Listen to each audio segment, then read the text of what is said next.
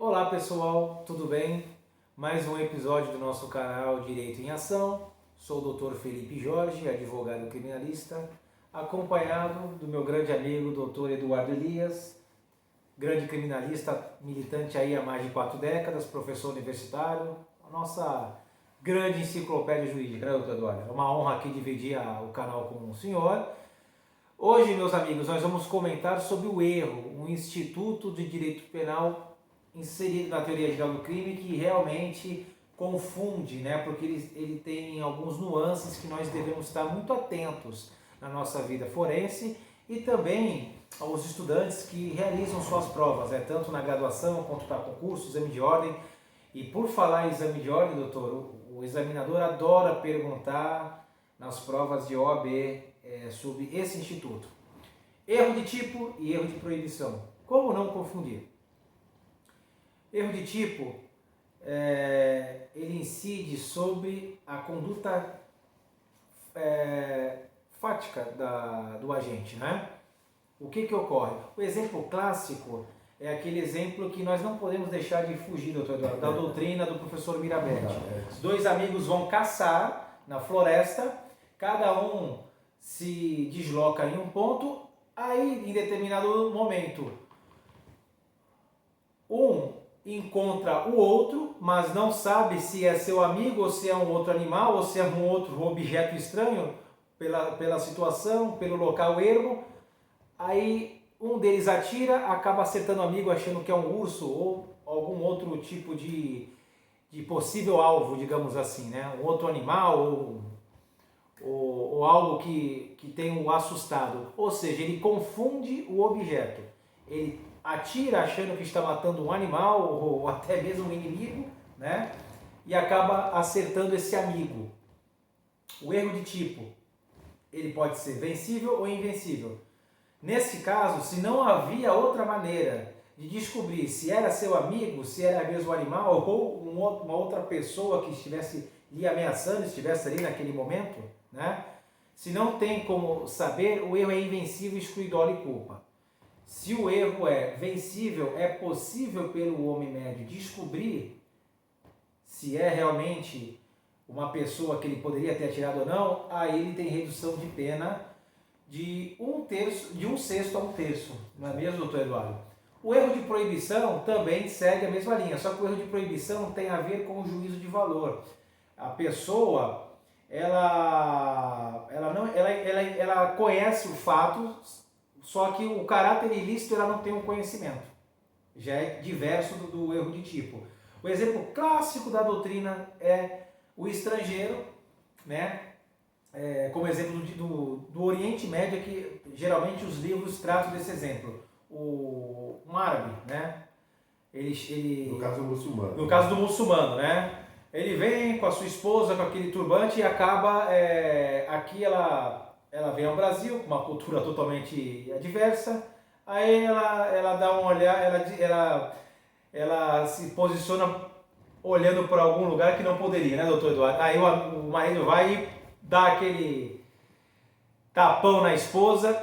Isso, ele sabe que essa conduta é para corrigir a mulher. Lá também não pode, só que aqui é crime, lá no país dele não é. Por quê? Por causa da sua cultura que admite esse tipo de conduta. Este é o erro de proibição.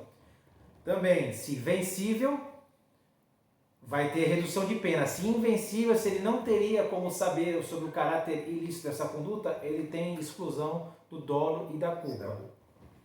Doutor Eduardo, como podemos aí sintetizar brevemente aí a respeito desses dois institutos? Antes de mais nada, o erro do tipo está no artigo 20 do Código Penal e 21, o 21 fala do erro de proibição.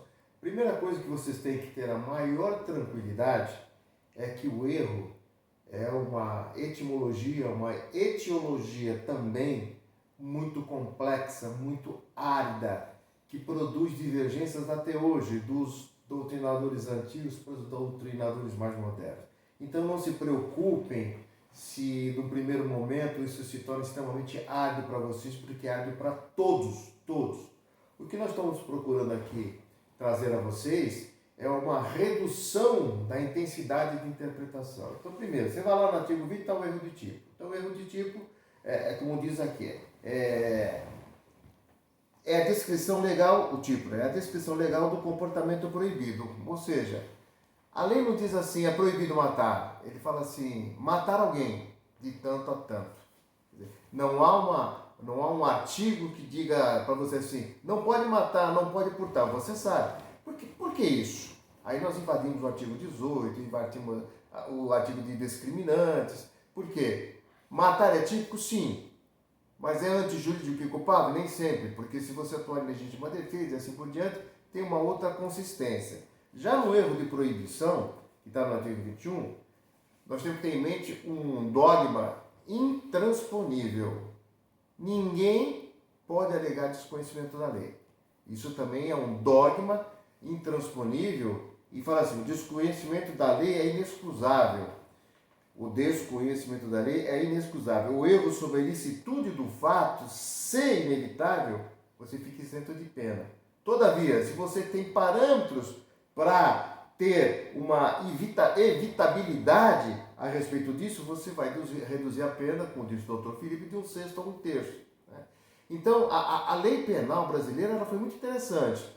Ela trouxe a aridez do erro, do tipo e de proibição, mas trouxe discernimentos de princípios muito interessantes e principalmente aqueles que atingem se é punível ou não e se punível é de tanto a tanto, não a intensidade que uma norma jurídica de matar alguém daria de 6 a 12 anos ou de 12 a 30 anos. Então, não se impressionem com o erro, é um tema árduo, é um tema complexo, mas é extremamente interessante porque o nosso direito penal é muito rico e toda riqueza traz complexidades, então não se amofinem com isso não. Num próximo vídeo, como o Instituto do Erro, como o Dr. Eduardo acabou de mencionar, ele é muito complexo, nós vamos comentar também da melhor forma sintetizada para poder entender, né?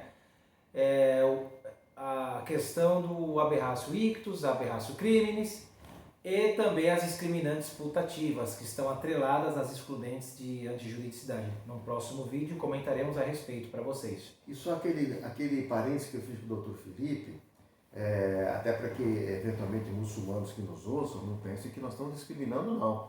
É que você tem dentro da lei do Islã, né, dentro do livro sagrado dos muçulmanos, você tem algumas situações que causam uma certa subordinação da mulher em relação ao homem, que no Brasil isso não acontece. Só usamos os exemplos clássicos da doutrina. Agora, o muçulmano aqui no Brasil, ele tem que respeitar as nossas leis. Sim. Aqui predomina a nossa princípio da territorialidade, etc., e a soberania do nosso país. Então, mas o muçulmano pode achar que porque lá pode, aqui ele pode também, ele vai ser punido, mas não na intensidade de um crime doloso.